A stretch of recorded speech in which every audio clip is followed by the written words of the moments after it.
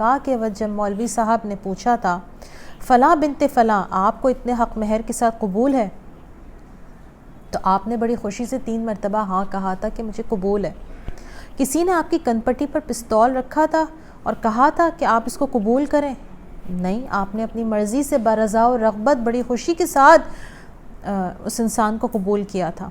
نیز یہ بات بھی غور کرنے کے قابل ہے کہ نکاح خواہ نے یہ نہیں کہا تھا کہ آپ کو فلاں بنت فلاں خامیوں کے بغیر قبول ہے، بلکہ اس نے پوری شخصیت کے بارے میں پوچھا تھا۔ یہ ایک پیکج ڈیل ہے، یعنی وہ شخص جو آپ کی زندگی میں آیا وہ اکیلا نہیں آیا، وہ پورا پیکج ہے۔ اس کے ساتھ اس کی ماں بھی ہے، اس کا باپ بھی ہے، اس کے بہن بھائی بھی ہیں، اس کے تمام رشتہ دار ہیں۔ وہ شخص اکیلا کبھی نہیں ملے گا آپ کو زندگی میں۔ میں نے اس خاتون کو تمام خوبیوں اور خامیوں کے ساتھ قبول کیا۔ جب میں نے اپنی خوشی سے قبول کیا تو اب میرے پاس کوئی جواز نہیں رہتا کہ میں کہوں کہ اس انسان میں یہ خامیاں ہیں، یہ اس لیے مجھے قبول نہیں کیونکہ اس کے اندر یہ اور یہ اور یہ خامیاں موجود ہیں۔ ہاں، ایک راستہ میرے پاس ضرور ہے اور وہ میری بیوی کے پاس بھی ہے، وہ یہ کہ بجائے ایک دوسرے پر تنقید کرنے کے اگر ہم آپس میں ایک چیز کو واضح کر دیں۔ کیا واضح کر دیں؟ کہ یہ میرا ایک خاص مزاج ہے، یہ میری ایک خاص عادت ہے، اور میں آپ سے توقع رکھتا ہوں کہ آپ نے میرے ان ایریاز یا میرے اس دائرہ کار میں نہیں آنا۔ سمجھ رہے ہیں؟ میں اپنی بات کو پھر ریپیٹ کر رہی ہوں۔ خامیوں اور خوبیوں کے ساتھ ایکسیپٹ کر لیا، اب کیا ہوگا؟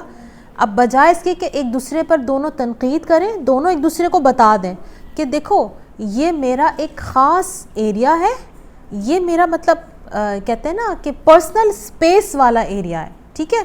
اب میری اس پرسنل سپیس میں جو کہ میرے لیے بہت سینسٹیو ہے، بہت حساس چیز ہے یہ میرے لیے، تو آپ اس ایریے میں یعنی آپ اس ایریے میں آ کے مجھے ڈسٹرب نہ کریں۔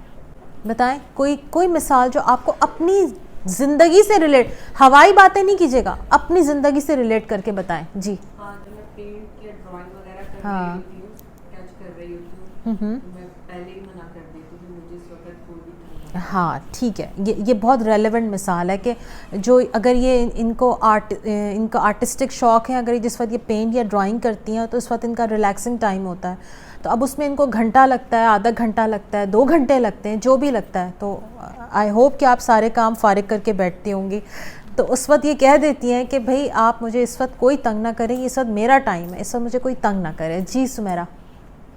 میری عادت ہے ڈائری لکھنے کی نا، تو میں نے جب ڈائری لکھتی تھی تو ہسبینڈ یوں آ کے نا بار بار ایسے ڈھانپتے ہیں۔ میری کتنی برائیاں لکھی تم نے اس میں؟ میں اپنے ہی بارے میں، آپ کی تو کوئی برائی کبھی نہیں، تو وہ نا پھر میں نے مجھے چڑ چڑھتی تھی، لیکن ان کو لگتا تھا کیا بات تم لکھ رہی ہو تو میں دیکھ رہا ہوں، تو میں کہتی تھی، پھر ان کو میں نے ایکسپلین کر دیا کہ میں کچھ لکھوں تو آپ نے دیکھنا نہیں ہے، اور کہیں آپ کو ملے تو آپ نے پڑھنا نہیں، وہ میری ڈائری اور میں اتنی ڈائریز لکھتی ہوں، مطلب ماشاء اللہ بہت اچھی عادت ہے۔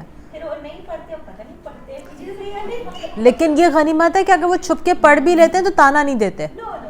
چلیں الحمدللہ، اپنے لائف پارٹنر کو اپنے حساس ایریا کے بارے میں بتا دیں اور یہ بات طے کر لیں کہ ہم ایک دوسرے کے حساس ایریا میں قدم نہیں رکھیں گے، تو مسائل تو ضرور آئیں گے لیکن معاملات آسانی سے چلتے رہیں گے۔